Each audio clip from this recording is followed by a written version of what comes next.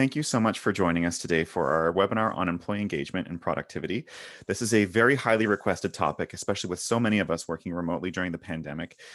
We've received a lot of interesting questions in advance, and we have a wonderful speaker joining us today to be able to talk about this subject. So just for some housekeeping notes, the webinar is going to be recorded and it's going to be available on our website afterwards. That's electricityhr.ca.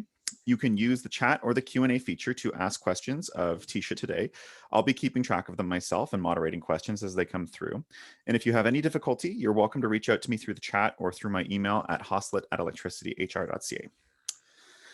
Before we get started, I'd like to recognize that EHRC's 2021 webinar series is proudly sponsored by Electra. Electra is committed to creating a dynamic and progressive work environment where employees are safe, respected, included, and valued. As leaders in electricity, innovation, and human resources practices, they want to ensure that EHRC is able to deliver high-quality content to the largest audience possible. Thank you, Electra, for your support. And our speaker joining us today is Teisha Iglesias, who has over 20 years of professional practice in human resources in healthcare, information technology, and the energy sector. Her professional designations include Chartered Professionals in Human Resources, CPHR, and Society of Human Resources Management Senior Certified Professional, SHRM SCP.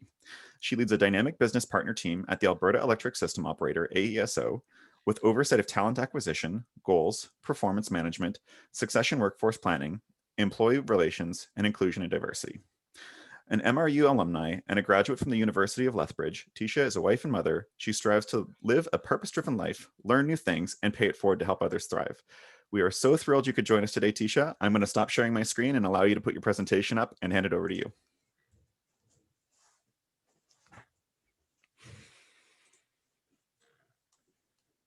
Thank you, Alex. I'm just going to get settled here and share my screen.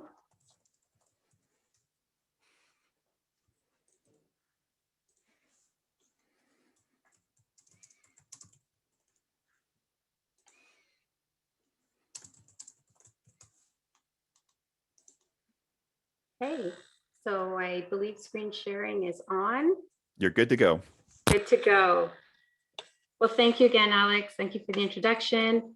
Thank you, Electricity Human Resources Canada, for this opportunity to connect with your community, and a special welcome to everyone that's on the call today. I'm Teisha Iglesias, the Manager of Talent, Partners, and Inclusion with Alberta Electricity System Operator, which is commonly referred to as the ISO.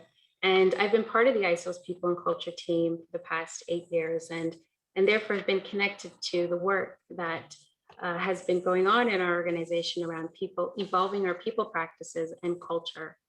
And since 2019, the ISO has been on a culture evolution journey. So I'll share that with you today and how that journey has enabled our employee engagement and productivity approaches prior to and also during the pandemic.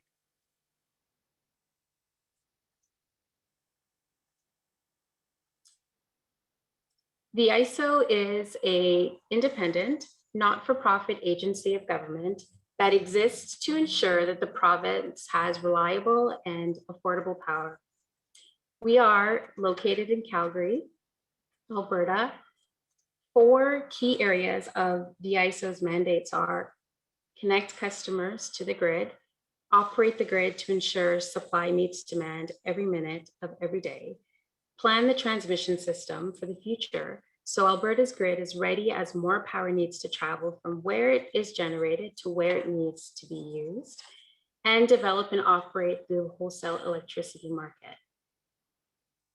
We have 450 employees, and we have been working remotely for a little over a year now.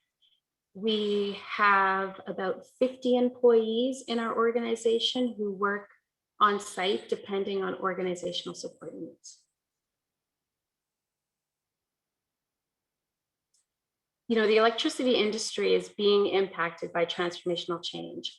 And as a result of that, technological advancements, new business models, and increased digitization, as well as changing customer preferences and demographics, all of these things have a profound impact on the way electricity is produced, consumed, and exchanged.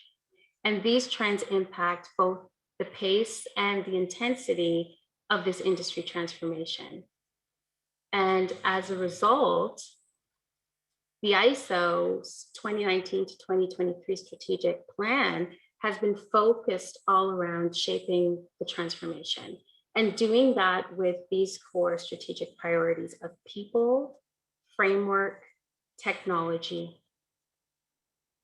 We have strategic initiatives developed to enhance each of these strategic priorities, and the people strategy really underpins them all. You know, our people are our greatest asset, and we can't possibly achieve any of these priorities without them. And so focusing on culture and employee engagement really became an imperative for us. And from a culture perspective, we had to take a look at ourselves and we had to define, hey, you know, who are we and what are we all about now? And what do we need to shift and pivot towards in order to advance these strategic priorities as part of our overall strategic plan? And in 2019, we embarked on a culture evolution journey. We figured out what those things were from a cultural trait perspective of where we needed to pivot to.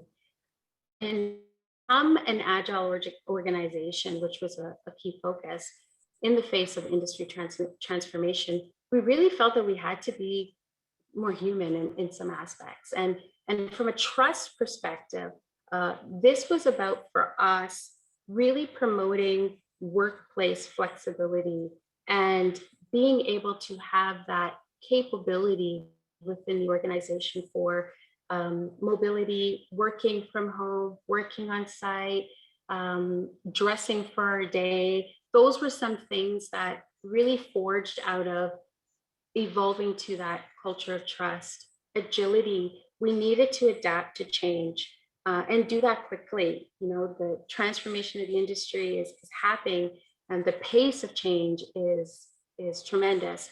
And so we needed to build up our change resiliency and also look at areas of pushing down decision-making as well too. We wanted to nurture innovation and creativity.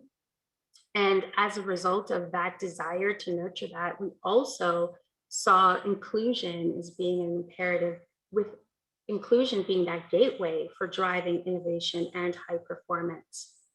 And then wellness and well-being was there as well as a key consideration.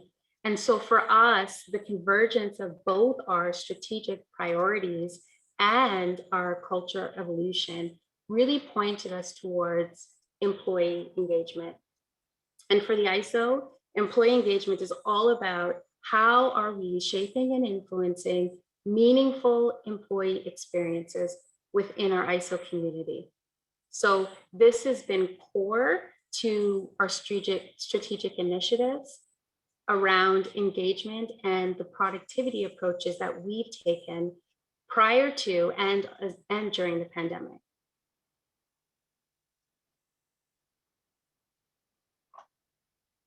So I'm going to walk through some of our engagement approaches that we've looked at prior to and during the pandemic. The first is employee listening. We've seen the power in a grassroots approach as a solution to enable both strategy and increase employee engagement. And prior to the pandemic, we've used design thinking sprint teams in a variety of ways. And we've used them to drive work across the organization. And to highlight a few, we've used them to drive strategic execution initiatives. And that translates to even developing initial roadmaps on some of these strategies that we needed to take to advance our strategic plan. We developed a flexible work practice in 2019. And we also developed an inclusion and diversity practice and used that sprint team to do some work there. During the pandemic, we really were focused around not just surviving, but trying to thrive with a people first mindset. And when we launched our flexible work practice in 2019, adoption was sporadic across the organization. We had pockets of the organization that were all for it. They were kind of doing it before. Other parts of the organization that were like, I don't know how that's going to work. They were more comfortable with people being in the office, so to speak. And for us, the pandemic really propelled that flexible work practice into full organization-wide adoption in March of 2020. So it was really instrumental for us that we already had that in place. It became woven into all of our messaging, and it became a very instrumental thing for us to be able to rely on, but then also to be able to reinforce. Because as we were going through the pandemic, we needed to be human. We need to be empathetic to everything that we all were facing. And the ability to rely on this internal practice really was an advantage for us. From a listening survey perspective, we've launched a variety of pulse surveys. The executive team and leaders review these results and determine any course of action. The survey results are also reported back to the organization as well from a transparency perspective. And a few of these surveys that we've launched, some of them during the pandemic, like the working from home, this was about us really understanding some of the employees' experiences around how things are going with them. How are we doing as an organization in communicating and engaging? Similar with preparing to return to the workplace. This was in April of last year, where we were just kind of checking in to see, hey, we don't know when that time is going to come, but when it does, what does that look like for our employees, and what are some of the things that are important for them as we start to think about that and think about what that's going to look like for us. This year, a new survey that we launched this year is our employee engagement survey, and we're also ramping up to launch our first inclusion and diversity survey, which is really centered around how do we, for us to get a gauge on employees' perceptions on our inclusivity, also to be able to collect voluntary diversity demographic data, and learn if there's anywhere that we need to apply some concerted efforts and focus as it pertains to inclusion and diversity within our organization. Second engagement strategy is learning together. Our ISO community is highly engaged in learning, and the pandemic really forced us to pivot quickly. We had to increase our online course delivery across the organization. And we also, during the pandemic, saw increases of new courses coming on that were even employee-led, employee participation in developing the content and really leading those out. And also new communities of practice forging within the leadership community within our organization. Prior to the pandemic, we had a personal productivity roadmap with our tools, our technical tools, and that was a longer-term plan. And the pandemic really propelled those gradual plans to just come full swing. So our community had to transition really quickly, and they did, in terms of really redeploying and pivoting from the original plan and propelling the release and deployment of new devices and upgrading our platforms so that we can now be onto newer platforms sooner that enable more of the collaborative tools to be available to us at our fingertips. And we had to learn how to optimize these new collaborative tools so that we can create new virtual collaborative experiences that we were so accustomed to having in person. Onboarding with purpose was a key strategy an approach that we had to take from an engagement perspective. At the beginning of our transition to working from home, we had to figure out how are we going to onboard all of these upcoming new hires.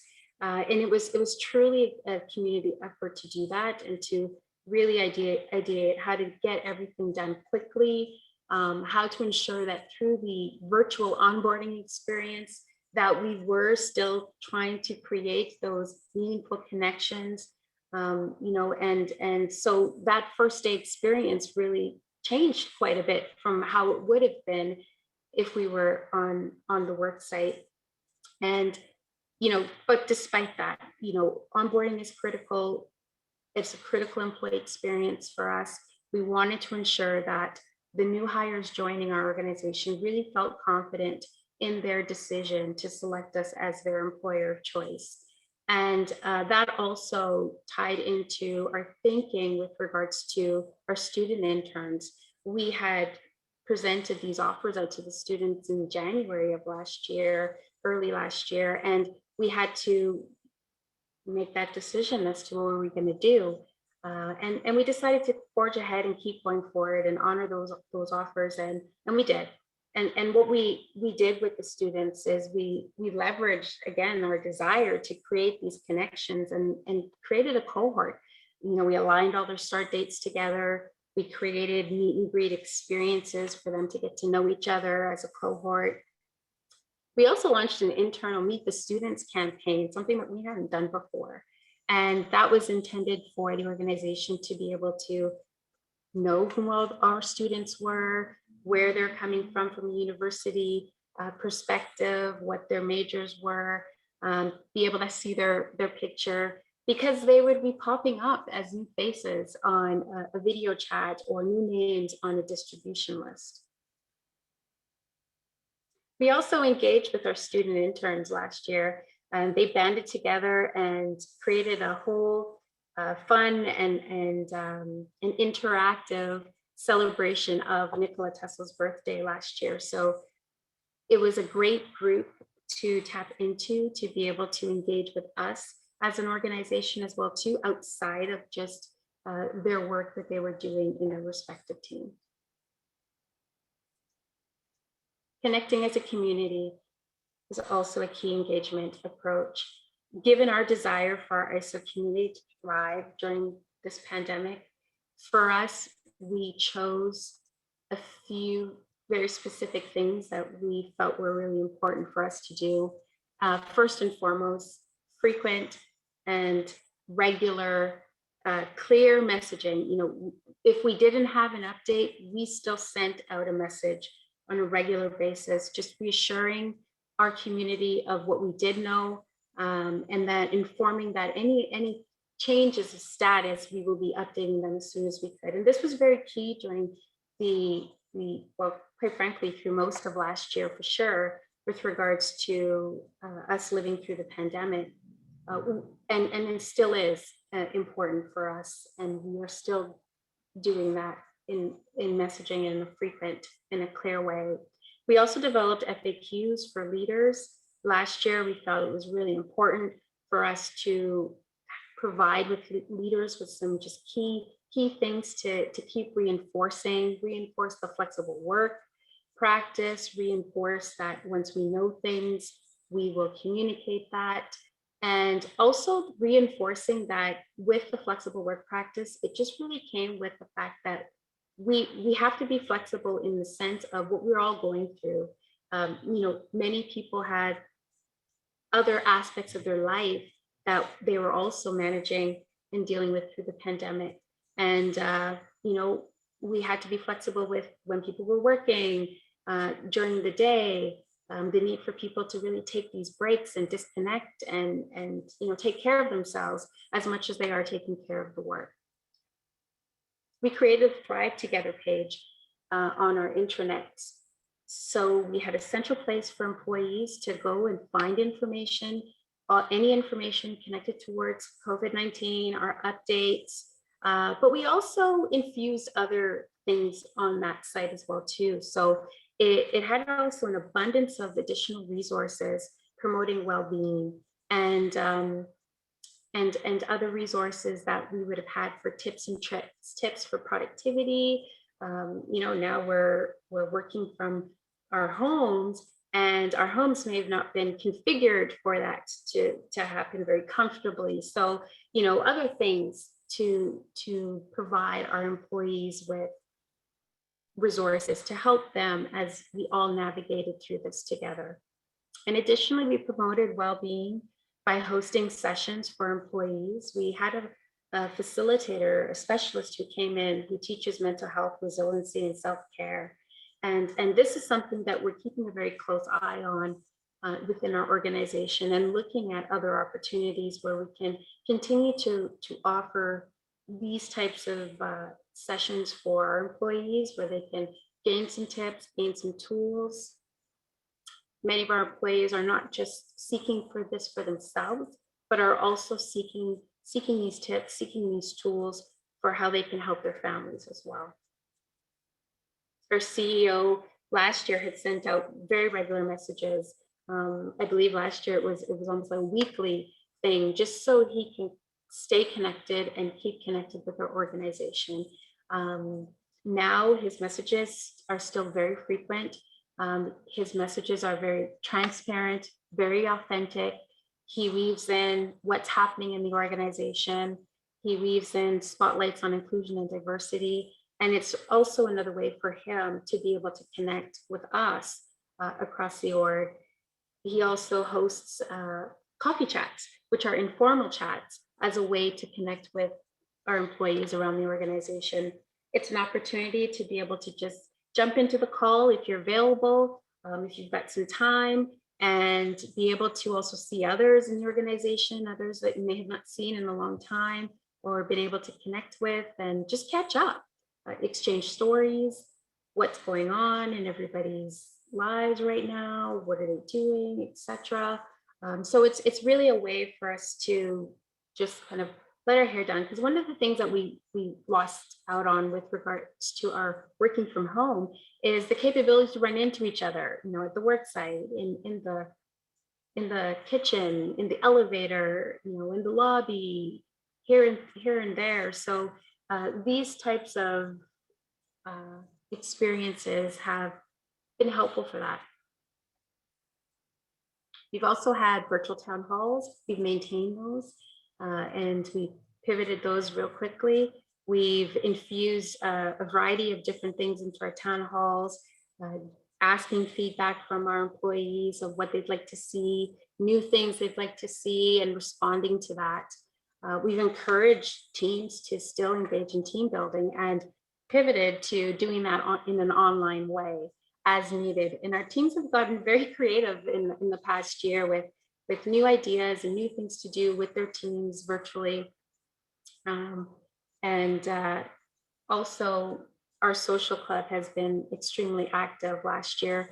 They've pulled off talent shows, they've pulled off snowman building contests, and it's just been tremendous efforts that have been done to forge that sense of community and connection within our organization.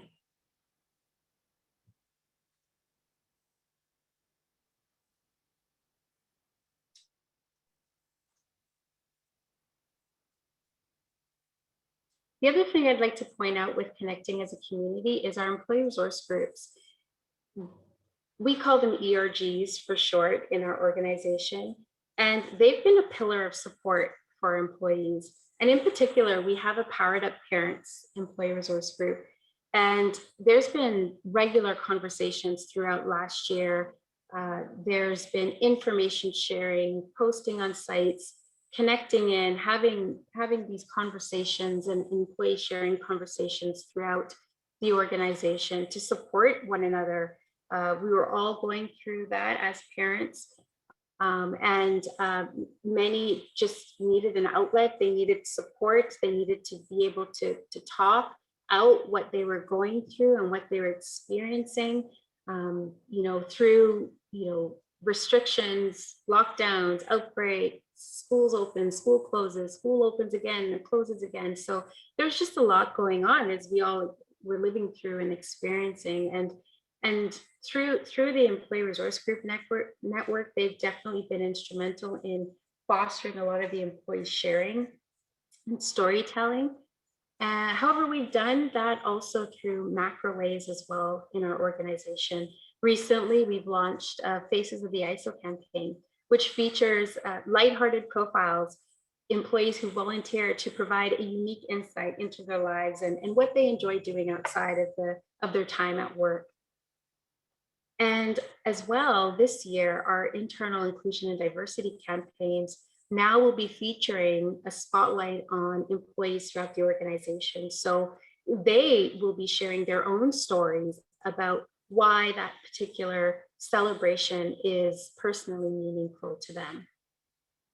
So collectively, as an organization, employee listening, learning together, onboarding with purpose, and connecting as a community have been core engagement approaches that we've pursued to influence and shape meaningful employee experiences, in addition to focusing on business results.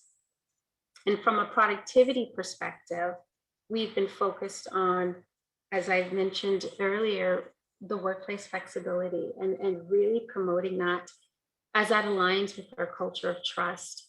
We had to just roll with what we were faced with last year and recognize that with everything that each individual person was dealing with their own personal situation, in addition to life, that flexibility was key in the work.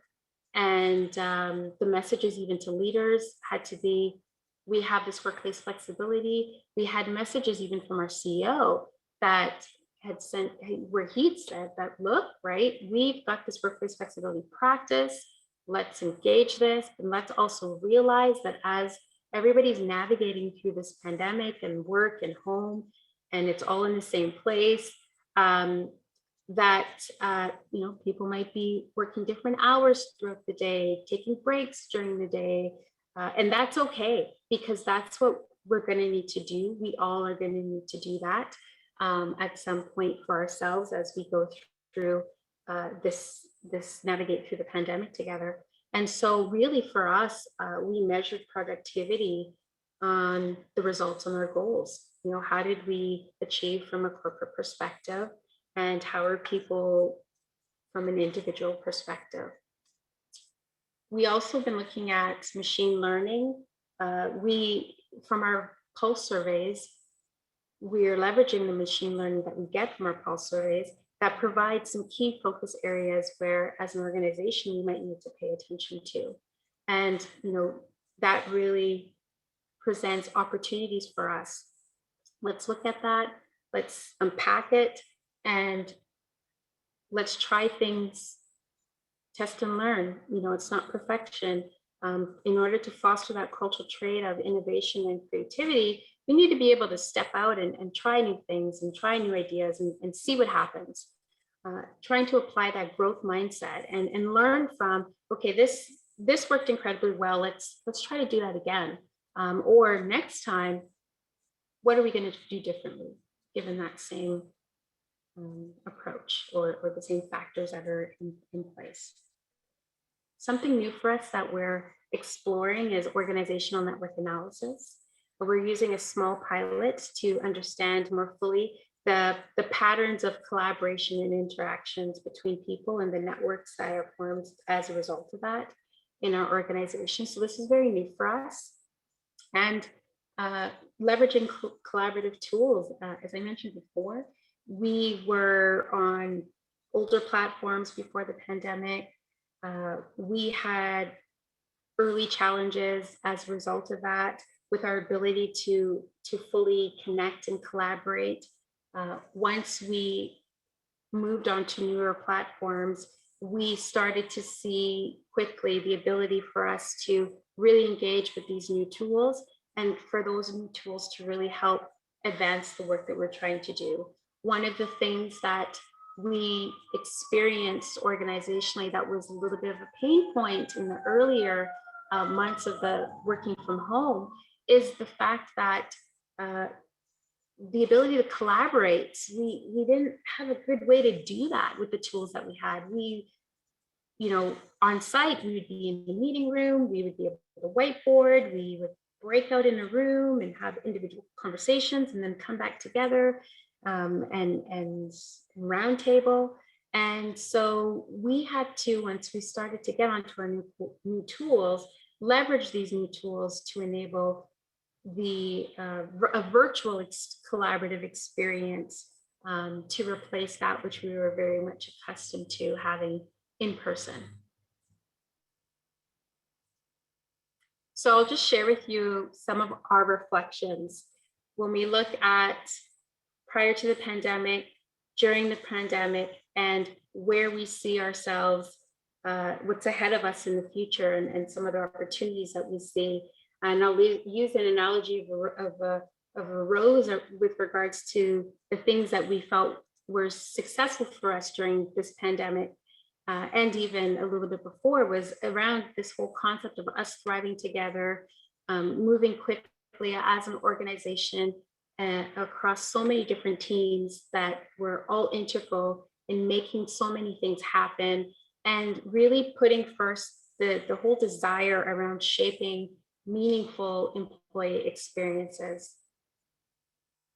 Something that is a opportunity, a new potential opportunity that we're exploring, I'll package that as a bud, is redefining our future of work. You know, we've already determined that we're moving towards a hybrid model, and we've been leveraging a design sprint team to help enable in some of that thinking. And we're also thinking about the impact for leaders with respect to leading a hybrid team, and what's that going to be like? Leading a team that's in site, leading a team that's off site, and how do we mitigate proximity bias? And are there any other biases that we haven't thought of yet that could also be a consideration that we really need to unpack? Thinking about the future and thinking about the future possibilities, we always want to consistently foster innovation and creativity. We also leverage design thinking sprint teams in the space as well too, where we have opportunities for relooking at programs and relooking at experiences that are currently in place or practices that are currently in place. We want to encourage that innovative thinking, and it's not about what we have always done, but is there other ways that we can have a new way of thinking, a new perspective on that? And that also fosters inclusion as well, with the diversity of thoughts and thinking. Optimizing our internal talent marketplace is another potential opportunity, and things that we're exploring from an engagement perspective. And this is around how do we leverage our talent system? How do we leverage data? How do we enable more talent fluidity across the organization and allow that to happen quickly as well? And then from a perspective of things that are presenting a challenge that we're navigating through, and if we look at that as a thorn, we don't know what we don't know. And we're using our employee listening plans, and the various ways that we engage from a listening perspective to keep our ear to the ground and to keep a pulse on what's happening in our ISO community. And organizationally, one of the things that we're looking at is really assessing our pace. Despite the pandemic last year, it was an extremely busy year for our organization. So we want to keep a close eye on that. We want to keep a close eye around the whole well-being and wellness component as well too, and ensure that we provide where we can those opportunities for these conversations to continue. And I don't know how many times you have heard this, you're on mute. We're just learning and still learning through adapting to this whole virtual connection and this virtual conversations. And we just need to continue to encourage that, continue to build on our virtual engagement methods as we do that over a Wi-Fi and a device, where it definitely seems more fluid when we're doing that in person. So key takeaways are, there's best practice and there's best fit. So really think about what's right for your organization. Strategy is the driver, culture is the key. Employee experiences influence the engagement, and then measure what's meaningful and what matters. So thank you. Over to you, Alex. That was Amazing. And I was cracking up when you were saying the you're on mute thing because I cannot count the 1,000 times I've said that myself. So I'm so impressed with all of the flexibility that the ASO has had and all of the different tactics and ways that you've explored this. That's really great. We've had some questions come up, and I encourage anyone else that wants to ask to throw them into the Q&A or into the chat. So one of the questions that was first asked, and you talked about looking at a hybrid model moving ahead, is how much of after the pandemic is it returning to the way things were versus the new normal? And I know that you're still working through that, but what are some of the things that you're thinking of for the planning? Yes, that's a great question. And I know like globally, everybody's scratching their head on that. And so part of the work that we will be starting to do with the design sprint team will help infer that. Our executive team have definitely been having quite a bit of conversations around that since last year, to start to think about that and get ready for that. One of the things that's been abundantly clear to our organization is that we're not going to be the same. So there is no the way that things used to be. There's going to be a new normal. There's going to be just kind of a new way of working. And what we're looking at is we're looking at unpacking that into how does that look and feel from, what do we go to site for? And that's one of the things too. We've branded the word office and we now call it sites because home is also a place in where you work. And so, that's some of the work that we're starting to step into right now for sure. In really starting to articulate how does that look and feel, because we recognize that our community is going to want to know when we come back to the community and say, okay, this is the date, and we also need to say this is what it looks like, and these are the flexibilities around that. So not only are we thinking and talking about what does our future work look like, we're also thinking and talking about, and we'll need to talk about our actual physical spaces and what does that look like, and where do we need and where do we not need, and all of that as well too, because we really have set the tone organizationally that we are going to a hybrid model. So with that strategy does come those other decisions for sure. Makes sense. One of the questions, and I knew that this was going to come up, is people are really curious about the software and the tools that you found that have been really useful for engagement and productivity. Are there a few that you would recommend? Well, our platform that we are on is Office 365. And when we had our rollout, because of the pace and because our IT team had to advance the original plans, we came out with certain functionality. So we use Teams as our platform that is linked with Microsoft. And so there was a certain amount of functionality that came out with that first. And then a few months later, shortly after, we had more broader functionality. So at first, we didn't have the capability to be able to have the breakout rooms feature. So that provided a little bit of craziness, but we worked around it. When we were doing design sprint teams, and if we had teams diverging, we just booked these individual meetings, and you go into this invite, and kind of popped in. And then once we had that collaborative breakout rooms feature, there's been a tremendous uptick on that, because we are a highly collaborative organization. So to be able to have a group of people together, and if you want to break out in conversation, those helped out. We also have through Office 365, we have things like OneNote. The other big thing was document collaboration and document sharing.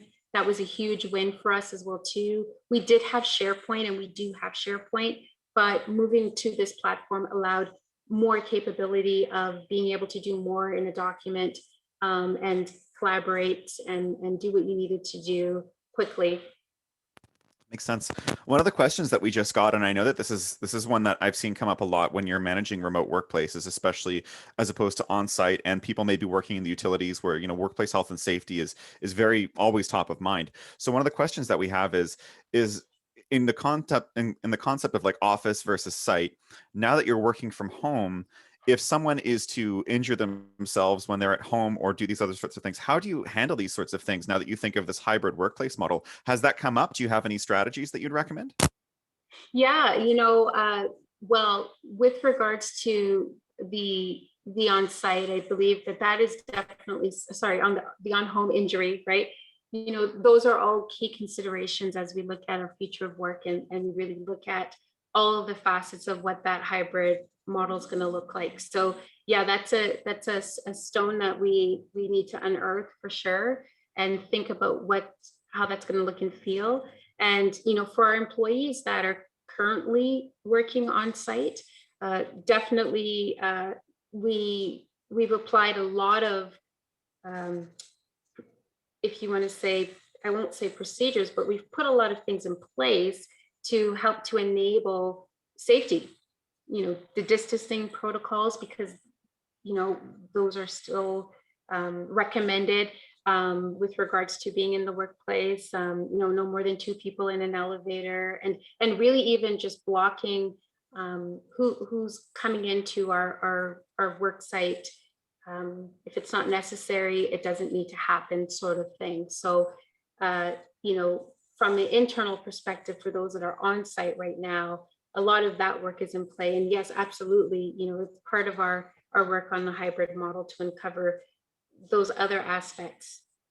Yeah, that Because makes perfect they'll sense. happen, right? Oh, Like for they sure. will happen.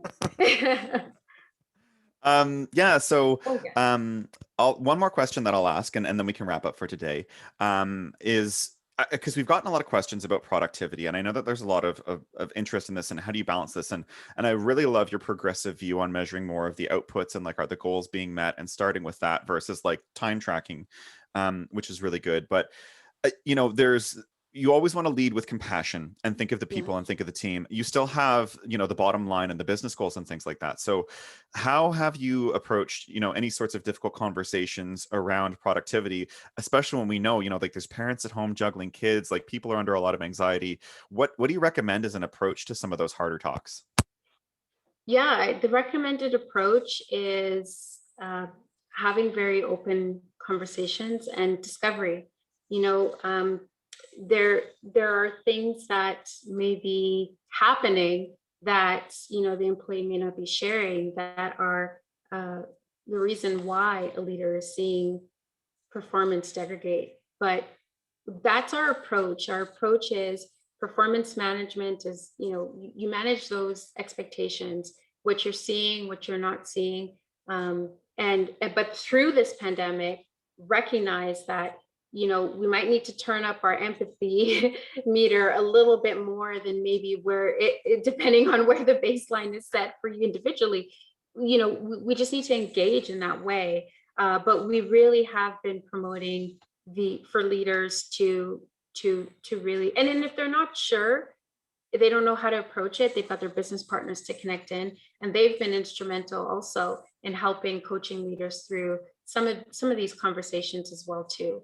If we've had some of those performance issues with regards to, say, maybe even thinking about performance improvement, what we've seen leaders do is really navigate through that really well through this pandemic. And uh, and for some, the pandemic actually shifted. It actually provided different opportunities where now they were able to actually engage in a different way, maybe even more because of the pandemic. And so that has shifted things into a desirable direction. I think that's a great point, and I think leading with that kind of empathy and that asking questions instead of making assumptions is really great. I know one of the things that I want to make sure that we keep after the pandemic is when you see someone now and you say, "How are you?" It's not just a trivial question where you say, "I'm good." You say, "Well, here's how I'm feeling today," and I think that kind of realness is something we need to hold on to. So, we'll wrap that up for today. This has been such a great presentation. Thank you so much for sharing this. The ASO is really leading in this area, and I think it's just a great example that all of us can take something away from. So.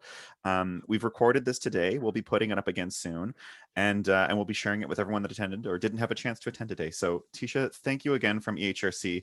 We're so glad that you could come and speak to us today. Thank you, Alex, and thank you for the community. Thank you, EHRC.